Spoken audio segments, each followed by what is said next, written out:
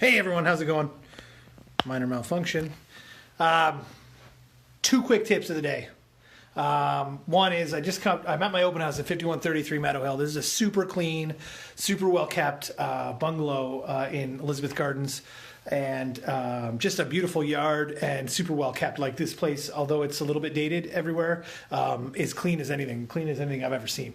But the first thing I wanted to say is shears. I want to talk about shears real quick. I came into this open house. The gentleman had just left me. It's going to get dark as I turn that way to show you. But the gentleman had just left me. And what he did was he had left the house with the lights on, everything ready to go for the open house, which is amazing. I love that. But what he had done is, and I'm going to turn this around, he'd left these shears closed. Okay? Now, I know they're shears, and they're designed to let the light stay, come in, but still leave a certain element of privacy. But the reality of this is, in my opinion, with these shears back, way more light comes in, and this is a beautiful big window, quite frankly, that really shows off a lot of space, looking like it looks outside in a really nice way. I think maybe I'm wrong, comment if you disagree with me, but this is a beautiful opening with a beautiful amount of light coming in here to show how much space is in this room and so on and so forth. There was also some shears back here, which they were kind of locked in up top. I couldn't open them. But I guess my point is when you leave your house for an open house or for a showing, make sure you leave the shears wide open as possible. We want as much light in the house as possible. The open windows will show off the idea that you have a ton of light coming in. Hey, check it out. There's me in the mirror. Hey. Anyway, so the second tip is really to do with something that a lot of people don't even know about, and a lot of people are surprised about when we talk about it. But it's these bad boys here. Hang on. Boom. I don't even know why he's got it on today. It's so warm out. I wish I could turn it off. I don't even know how. But here's the thing.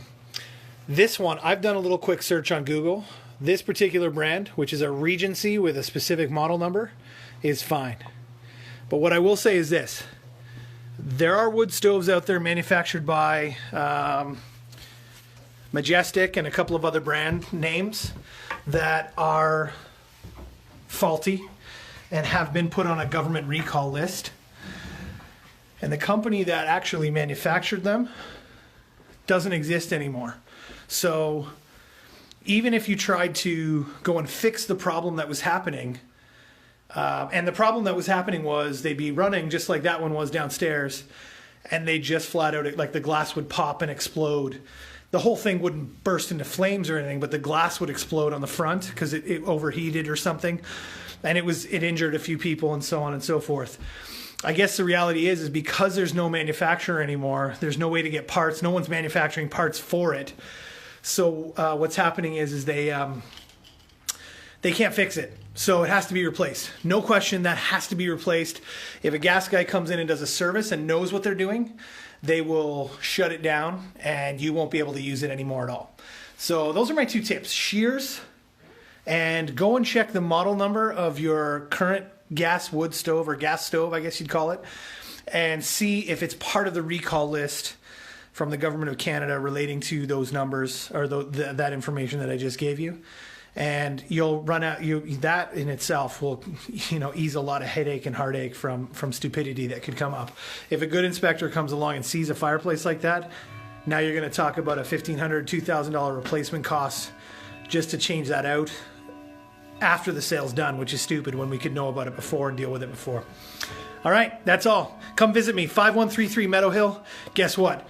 There's brownies. Yay.